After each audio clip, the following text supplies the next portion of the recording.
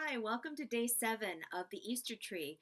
Today we're going to be talking about Abraham and Isaac. If you could turn to Genesis chapter 21 through 22, that's what we're covering today. Genesis chapter 21. What a joy. What a joy for Sarah to see the promises of God fulfilled. We're going to go over to verse 17. And meanwhile, here is Hagar, and she has Ishmael. Ishmael is her son. Verse 17. And God heard the voice of the boy, and the angel of God called to Hagar. So here we see with Hagar, she is now fled. She's been kicked out of the house. She has been sent out again into the wilderness, into the desert. And Abraham has given her a bag of water, 30 pounds of water. You can imagine that Abraham is torn. He has to send out his son, his beloved Ishmael, whom he has grown to love, and Hagar, the mother of his son. For Abraham, it is compassionate to send her out with what's comparable to about a 30-pound bag of water and just let them go. You know that he's just grieving over this loss because he loves Ishmael. And so here they are in the desert. Again, God is meeting her in the wilderness and providing for her. Chapter 22.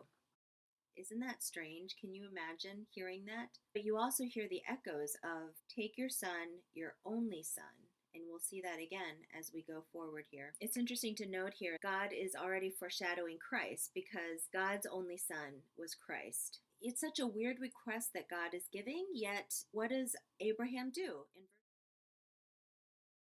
Can you imagine how Abraham was feeling as they were approaching Mount Moriah? Abraham's trust was to be weighed in the balance against common sense, his human affections, and his lifelong ambition of his goals and what God's promised. And you see that he really is trusting God at his word, that God will provide. It's also important to note here that Isaac has, with wood on his back, he's a condemned man, right? And we also see that Christ carrying the cross, that he is a condemned man. You see a lot of metaphor and symbolism here. At this point, Isaac is not a baby. Isaac is a teenager. So when it clicked in his brain what is happening, that he is indeed the sacrificial lamb, he had every strength and every ability to take down his dad and to wrestle and to rebel and to run away. But you see that he too is trusting that God will provide and obeying what his father has said that God has told him to do. So he is to be a servant sacrificed. And Isaac too is coming, trusting God, not by what he does, but what he's prepared to suffer. Have you ever experienced this kind of testing? Something that you feel like, God, it's just too much for me to bear. And surely you're not asking me to do that, but it's clear that he is.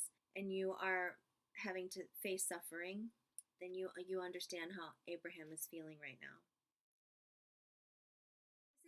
Isaac at this point would have been very familiar with building an altar and the process of offering a sacrifice. It takes skill, and there is a tradition and a method to literally building an altar with stone. As he's doing this and fully trusting that God is providing, he knows the traditional ways of offering a sacrifice. So you wonder what's going on in his mind, and you wonder what's going on in Abraham's heart, and how much that must have just been so difficult to obey. But yet they by faith did. They trusted that God can take away life, and that surely God can bring forth life.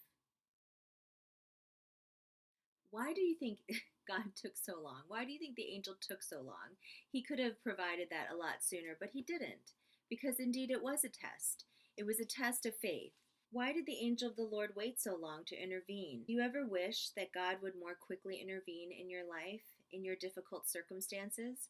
The thicket of trees where the ram is caught, it symbolizes a substitutionary sacrifice. For instance, Christ was caught on the tree as well. Substitutionary sacrifice is the exchange of one life for another. It's mentioned for the first time here.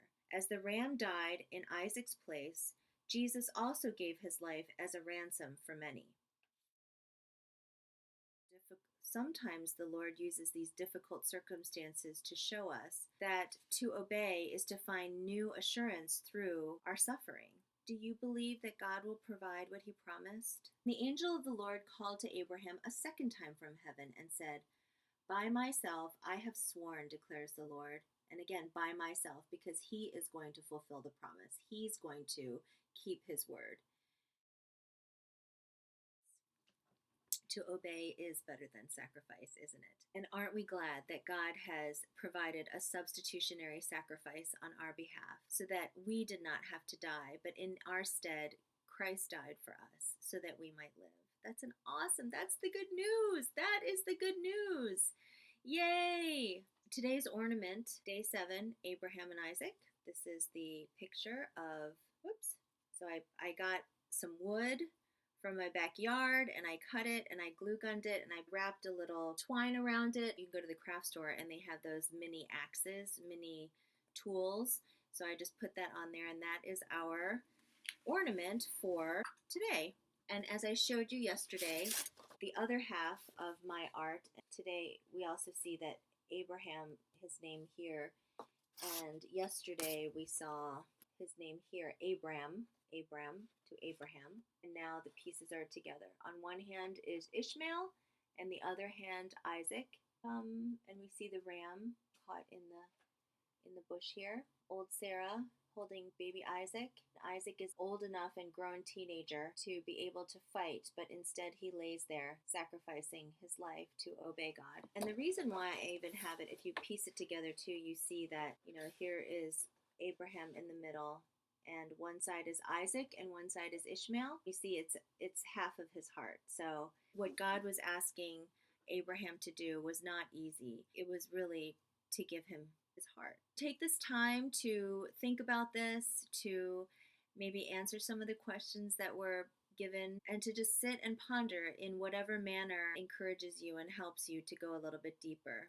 Going for a walk, singing a song, writing a poem, writing a song, journaling, talking to a friend, maybe sharing this good news with your neighbor or your family member. Take heart. God will provide.